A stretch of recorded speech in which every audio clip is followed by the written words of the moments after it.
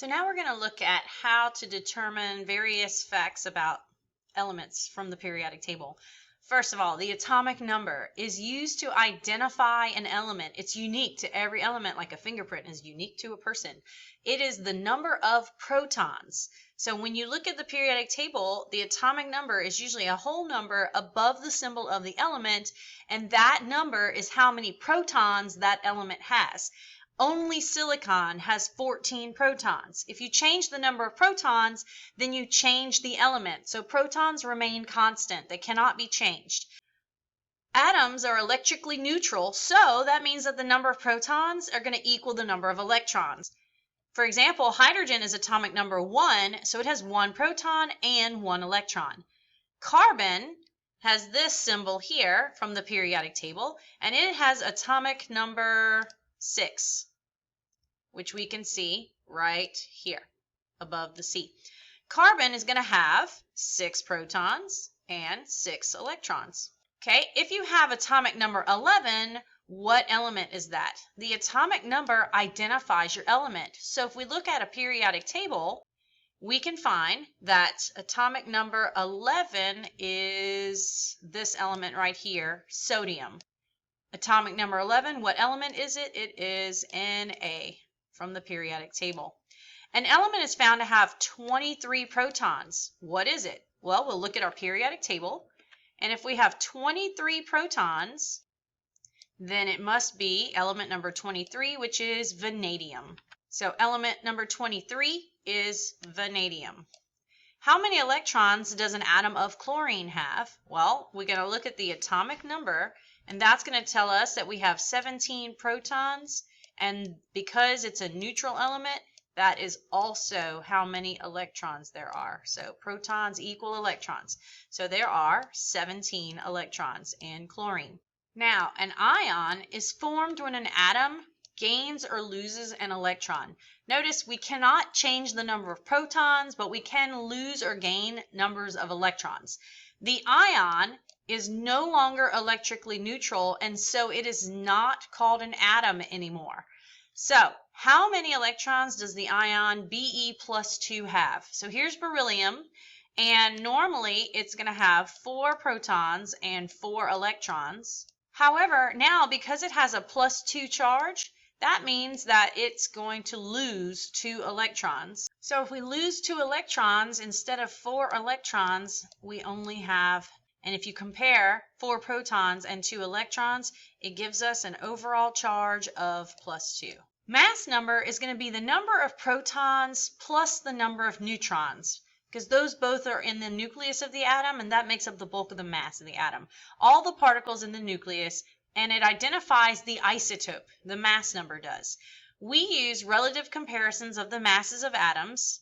The unit of comparison is called the atomic mass unit, or AMU.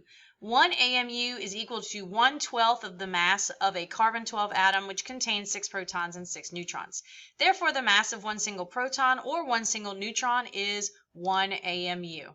So, in summation, the mass number is equal to protons plus neutrons, or the mass number is the atomic number plus the neutrons, since the atomic number is how many protons there are. So how would you solve for the number of neutrons? The mass number minus the atomic number would equal the number of neutrons.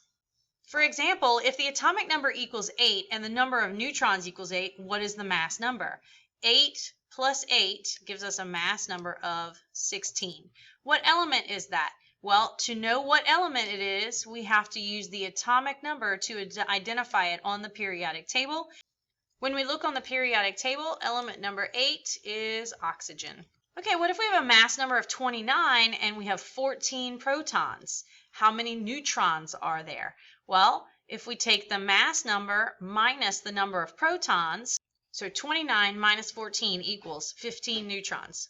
What element is this? If I wanted to know what element is, I have to look at the number of protons. So I'm looking for element number 14 on the periodic table.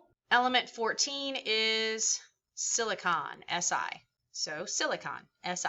So for neutral atoms, the atomic number, number of protons, and number of electrons are all equal to each other. The trick for this is Ape Man. Atomic number, protons, electrons are the same. Mass number equals atomic number plus neutrons. Mass is atomic number plus neutrons. Look at the key symbol for silicon. Is the mass number given on the periodic table? And we are not given a mass number. We are given something called an average atomic mass. So this decimal value here is an average of all of the isotopes that exist in nature for silicon. We'll get into how to calculate average mass later. Now we're going to focus on isotopes.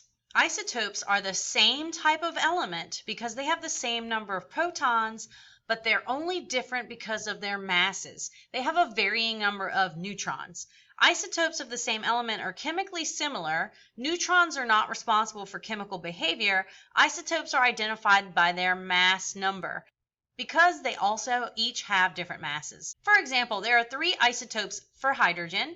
There is the hydrogen with a mass of 1, hydrogen with a mass of 2, and hydrogen with a mass of 3. The hydrogen with a mass of 1 is the most common isotope. The mass of 2 is the second most common isotope, and the one with a mass of 3 is the third most common isotope. They're all hydrogen, so they have the same number of protons. Notice the atomic number for each is 1, 1, 1. Same atomic number, but different mass numbers, 1, 2, and 3. So most carbon exists as carbon-12. How many protons does carbon-12 have? It has 6 protons. How many neutrons? 6 neutrons, because 12 minus 6 tells us we have 6 neutrons. The number of protons and number of neutrons is equal. This type of carbon is considered stable. Some carbon exists as carbon-14, and so it would have the same number of protons, 6 protons, because it's carbon. However, the mass number is 14, not 12. So that means we have a different number of neutrons. 14 minus 6 is going to equal 8 neutrons. And so these are the same element. They just have different number of neutrons, which causes them to have different mass numbers. The number of protons and number of neutrons in this case are not equal to each other. And so this type of carbon is considered unstable or radioactive. So it's the proton-neutron ratio that determines if an isotope will be radioactive or not. Since carbon-14 has more neutrons in the middle, it's a little bit fatter. It is more likely to break apart or decay. So let's practice. An atom has 14 protons and 20 neutrons. What is the atomic number of this element? Well, the number of protons equals the atomic number, so that's going to be 14. What is the mass number for this element? Well, mass number is determined by adding protons plus neutrons. So 14 plus 20 is going to equal 34 neutrons. So what element is this? Well, we have to look at the number of protons, and then we have to look on the periodic table to determine what element this is. Element number 14 is silicon, which has the symbol Si. If I were looking at this symbol, how could I determine the number of protons and the number of neutrons? Well, this number is the atomic number. That equals number of protons. This number is the mass number. So to determine the neutrons, we'll take 238 minus 92, and that's going to equal 146 neutrons. Which of the following would be another isotope of this element?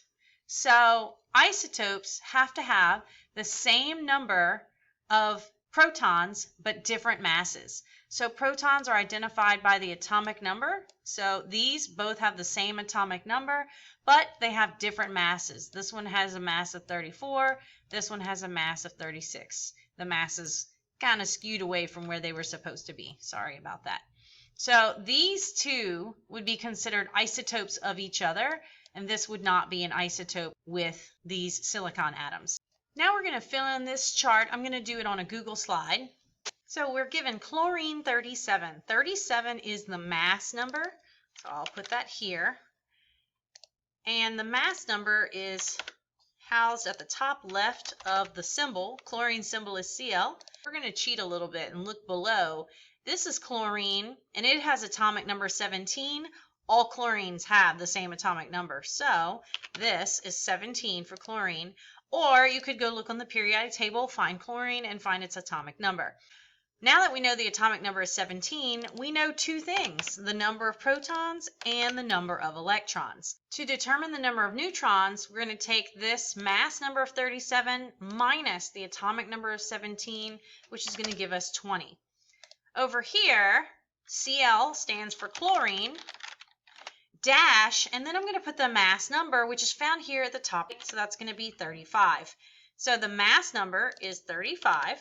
The atomic number is found here at the bottom left. It's 17, which tells us the number of protons and the number of electrons.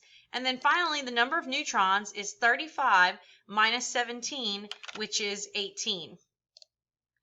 Here is carbon. C stands for carbon. So I'm going to write out carbon dash its mass number, which is at the top left of the symbol. That's 14. And the mass number is going to go here. Since the atomic number is 6 at the bottom left of the symbol, that tells us the number of protons and the number of electrons. And then finally, to get the number of neutrons, I'll subtract mass number minus atomic number, and that's going to equal 8. Okay, lastly, this is carbon 12, so the symbol for carbon is C. The mass number is the 12, and the atomic number is the same as in the previous, is going to be 6. The mass number we said is 12. And since the atomic number is 6, that tells us both the protons and the electrons. And to get the number of neutrons, I'll subtract 12 minus 6 equals 6 neutrons.